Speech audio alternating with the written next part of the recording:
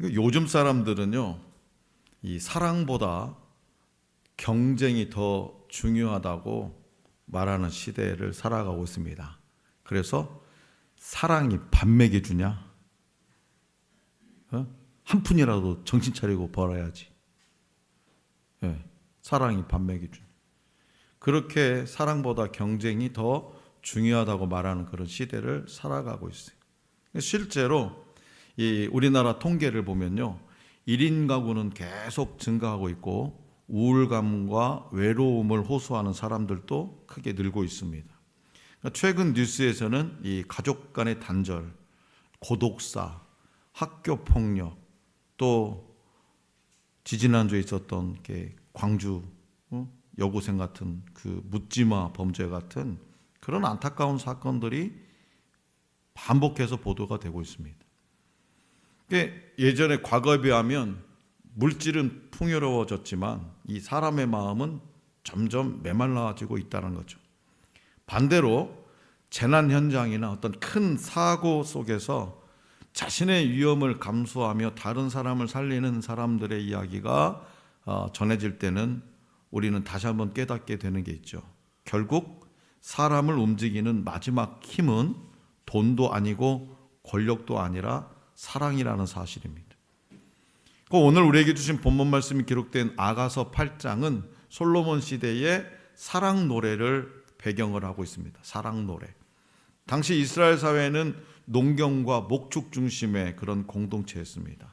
또 그 당시의 결혼은 단순한 어떤 개인의 감정이 아니라 가문과 공동체를 이어가는 아주 중요한 언약으로 여겨졌습니다.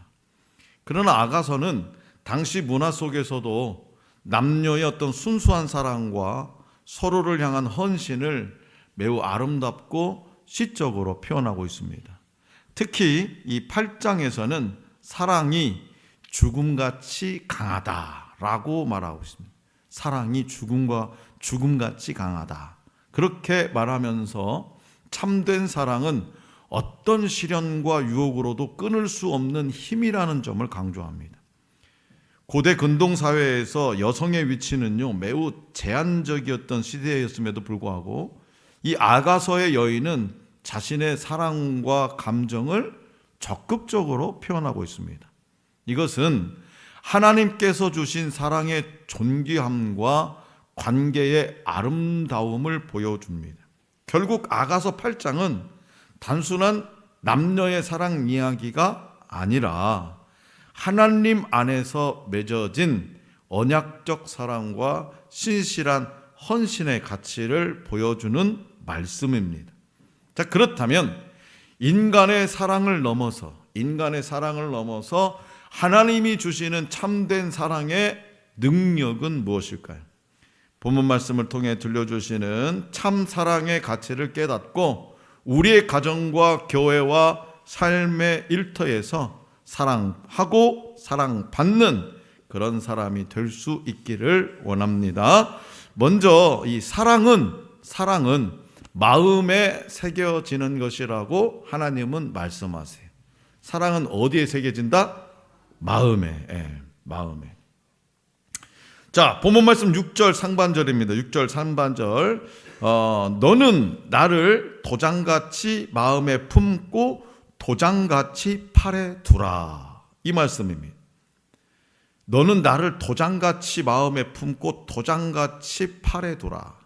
본문 말씀 6절은요, 아가서 전체의 절정이라고 불리는 말씀입니다.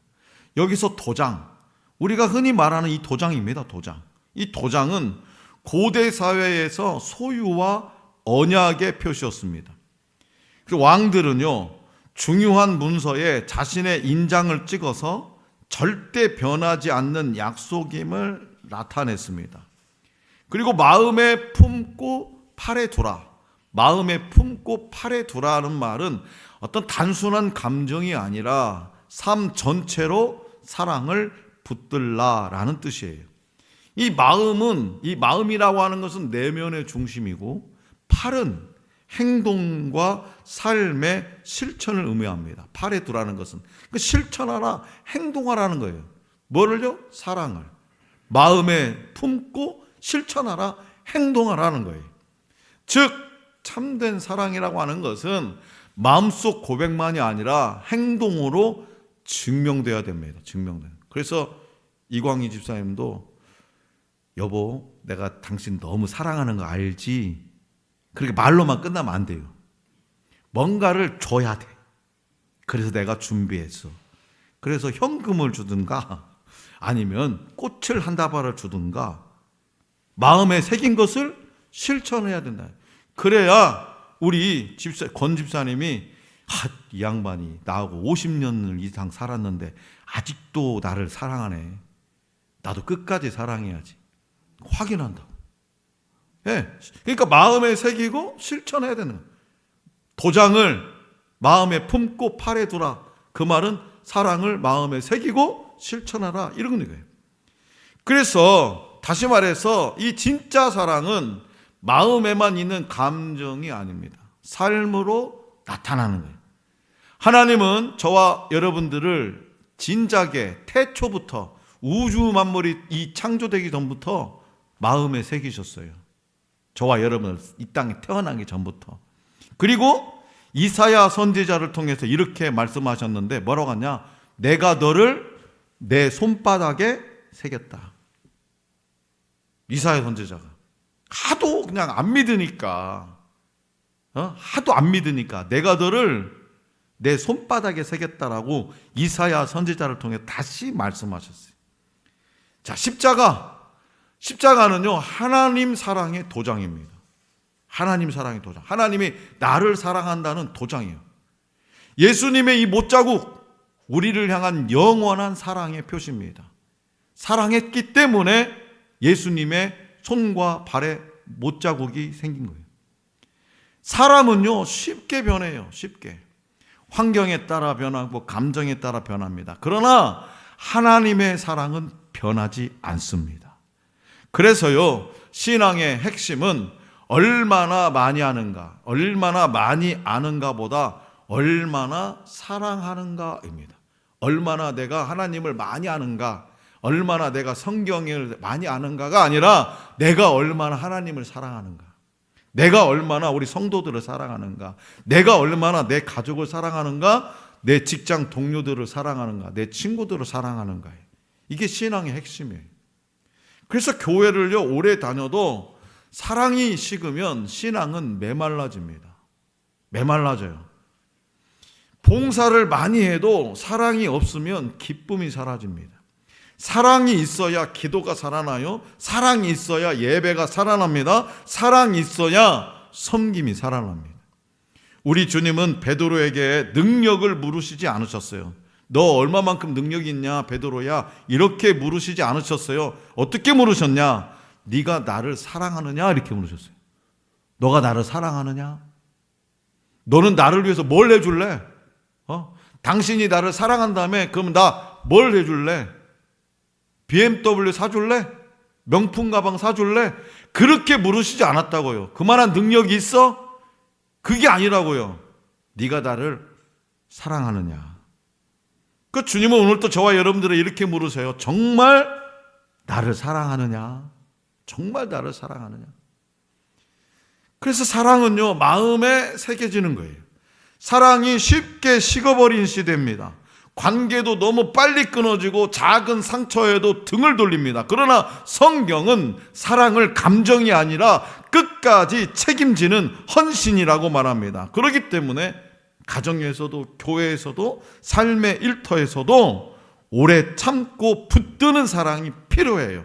진짜 사랑은 편할 때만 함께하는 것이 아니라 어려울 때 더 깊어지는 겁니다. 그 사랑이 마음에 새겨지는 사랑이라고 하나님은 말씀하십니다. 둘째로 사랑은요 죽음보다 강하다고 하나님은 말씀하세요. 죽음보다 강하다. 자, 본문 말씀 6절 하반절입니다. 아까 그 이후로 자 시작. 사랑은 죽음같이 강하고 질투는 수올같이 잔인하며 불길같이 일어나니 그 기세가 여호와의 불과 같으니라. 아멘. 죽음은 인간이 이길 수 없는 마지막 권세처럼 보입니다. 그래서 많은 사람들이 죽음 앞에서 벌벌벌벌 떨어요. 누구도 죽음을 피해갈 수 없습니다. 히브리서 9장 28절 말씀처럼 사람이 태어나는 것은 정해진 것이요, 죽는 것도 죽고 한 번 태어나고 한 번 죽는 건 다 정해진 건데 그 이후에는 뭐가 있다? 심판이 있다. 히브리서 9장 28절. 사람이 두 번 태어나지 않아요. 두 번 죽지 않아요. 한 번 태어나고 한 번 죽어요. 다 정해져 있어요. 그런데 그 이후에는 심판이 있는데 심판의 결과는 달라요. 누구도 죽음을 피해갈 수가 없습니다. 그러나 본문 말씀은 사랑이 죽음보다 강하다라고 말해요. 이 말은요, 이 사랑이라고 하는 것이 가장 강력한 힘이라는 뜻입니다. 예수님의 십자가, 그 십자가가 바로 그것이죠. 예수님은 저와 여러분들을 사랑하셨기에 십자가를 지셨어요. 사랑하지 않으셨다면 그 고통스러운 십자가를 왜 집니까? 인간적으로 생각해도 피해갈 수도 있는데 얼마든지 예수님의 능력이라면 얼마든지 그 십자가를 피해갈 수 있습니다. 그런데요, 저와 여러분들을 사랑하셨기 때문에, 이 인류를 사랑하셨기 때문에 조롱과 채찍을 맞으셨습니다. 철저하게 버림받으셨습니다. 그러나 그 사랑은 죽음으로 끝나지 않았어요. 그냥 죽고 끝난 게 아니었어요. 부활로 이어졌습니다. 그래서 이 말씀은요, 단순한 남녀 간의 사랑을 넘어서 하나님의 언약적 사랑까지 보여주는 말씀으로 이해할 수 있습니다. 사랑은 희생하게 합니다. 사랑은 견디게 합니다. 사랑은 포기하지 않게 합니다. 그래서 어머니가 아픈 자녀 곁을 떠나지 않는 이유도 사랑 때문이에요. 목회자가, 목사님이 눈물로 성도들을 품는 이유도 사랑 때문입니다. 성도가 상처를 받아도 교회를 끝까지 지키는 이유도 사랑 때문이에요. 그래서 사랑 없는 헌신은 오래 못 갑니다. 그러나 사랑의 헌신은 끝까지 갑니다. 사랑은요, 이 세상은 철저하게 처절할 정도로 계산합니다. 나한테 이익이 되는가? 나한테 손해는 아닌가? 왜 내가 해야 하는가? 왜 내가, 뭐 때문에, 왜, 하필이면? 그러나 사랑은 계산하지 않습니다. 예수님은요, 저와 여러분들을 계산하지 않으셨어요. 조건을 보지 않으셨습니다. 저와 여러분들을 계산하고 조건을 봤다면 감히 우리가 주님의 품에 들어갈 수 있습니까? 우리가 죄인 되었을 때, 우리가 죄인이었을 때 먼저 사랑하셨습니다. 저와 여러분들의 인생이 완벽하게 바닥쳤을 때 사랑하셨어요. 로마서 5장 8절이죠. 우리가 아직 죄인 되었을 때 그리스도께서 우리를 위하여 죽으심으로 하나님께서 우리에 대한 자기의 사랑을 확증하셨느니라. 여러분의 인생 바닥 쳐봤습니까? 아, 나는 인생 바닥 쳤어. 그게 뭡니까? 그저 돈 없다는 거 아닙니까? 돈. 명예가 추락했다는 거. 그거 아닙니까? 그런데요, 그거보다 더 심각한 바닥은, 인생의 바닥은 뭐냐? 내가 죄인이라는 거예요. 죄인.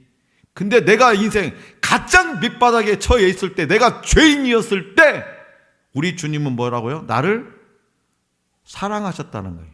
죽으심으로, 십자가에 달리심으로.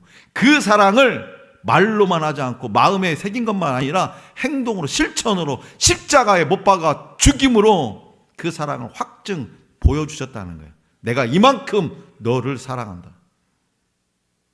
어느 성도가 몇 년 동안 병상에 누워있게 되었습니다. 주변 사람들은 남편이 결국에는 지칠 것이라고 생각했대요. 그런데 그 남편은 매일 병실로 출근하듯 찾아와가지고 아내의 손을 잡고 찬송을 불러줍니다. 누군가가 아니 어떻게 그렇게 한결같이 할 수 있습니까? 라고 묻자 그 남편은 결혼할 때, 내가 결혼할 때, 건강할 때나 아플 때나 사랑하겠다고 하나님 앞에서 약속했습니다. 지금은요, 그 약속을 지키는 시간입니다. 그 약속을 지키는 시간. 그 모습을 본 간호사 한 사람이 눈물을 흘리며 말해요. 저는요, 사랑이 감정인 줄 알았는데요, 사랑은 약속을 지키는 것이군요. 사랑은 약속을 지키는 것. 성도 여러분, 이것이 바로 아가서 8장 6절의 사랑입니다. 불처럼 뜨겁기만 사랑이 아니라 죽음 앞에서도 변하지 않는 사랑. 다시 말해서 사랑하는 사람이 강한 사람, 용서하는 사람이 강한 사람, 끝까지 품는 사람이 강한 사람. 왜냐? 사랑은 죽음보다 강하기 때문입니다. 하나님께서는 오늘 또 우리를 그런 사랑으로 붙들고 계십니다. 그런 사랑으로. 사랑은 포기하려던 사람을 다시 일으켜 세웁니다. 사랑은요, 불가능해 보이는 현실을 넘어가게 만든다고 하나님은 말씀하세요. 마지막으로 사랑은 어떤 어려움도 이겨낸다고 하나님은 말씀하세요. 자, 본문 말씀 7절을 우리 다 같이 받들겠습니다. 7절 시작. 많은 물도 키지 못하나니 사람이 그의 온 가산을 다 주고 사랑과 바꾸려 할지라도 오히려 멸시를 받느니라. 아멘. 자, 여기서 많은 물이라는 표현은 히브리어 원문을 보면 단순한 물이 아니라 인생의 거대한 고난과 시련을 상징합니다. 인생의 거대한 고난과 시련, 이게 많은 물이에요. 또 홍수, 이 홍수는요, 통제할 수 없는 재난과 압도적인 위기를 의미합니다. 그러니까 당시 고대 근동 사람들에게 홍수는 인간의 힘으로 막을 수 없는 두려움의 상징이었습니다. 인간의 힘으로 막을 수 없는. 그래서 인생에는요, 많은 물이 밀려와요. 오늘 이 시간도 현대를 살아가는 우리에게도 많은 물이 밀려옵니다. 경제의 어려움이 밀려옵니다. 질병의 물결이 밀려옵니다. 관계의 상처가 밀려옵니다. 그리고 낙심과 절망의 홍수가 밀려옵니다. 그러나 성경은요, 그러한 거대한 물결도 참된 사랑은 꺼뜨릴 수 없다고 말씀해요. 참된 사랑은 꺼뜨릴 수 없다. 여기서 사랑은 다시 말씀드리지만 어떤 인간의 순간적인 감정이 아니라 하나님 안에서 맺어진 언약적 사랑을 의미합니다. 하나님 안에서 맺어진 이 약속은요, 절대 불변합니다. 또 온 집의 재산을 다 주고 사랑과 바꾸려 한다라는 표현은 사랑의 가치를 돈이나 조건으로 살 수 없다는 뜻입니다. 당시 사회에서는요, 그 당시 고대 사회에서는요, 결혼할 때에 지참금과 재산이 중요한 요소였습니다. 하지만 성경은 진짜 사랑은 물질로 계산되지 거래되지 않는다고 선언합니다. 사랑은 계산이 아니라 헌신이고 소유가 아니라 관계라는 것이죠. 이 말씀은요, 오늘 우리 시대에도 매우 중요한 도전을 주고 있습니다. 현대 사회는 사랑조차 조건과 유익으로 판단하는 경향이 많죠. 사람들은 나에게 얼마나 도움이 되는가를 먼저 생각합니다. 그러나 성경은 참된 사랑은 손해를 감수하고라도 끝까지 지키는 것이라고 말합니다. 어려움이 온다고 쉽게 포기하지 않는 것이 사랑입니다. 아가서 8장 7절은 바로 그 사랑을 말하고 있습니다.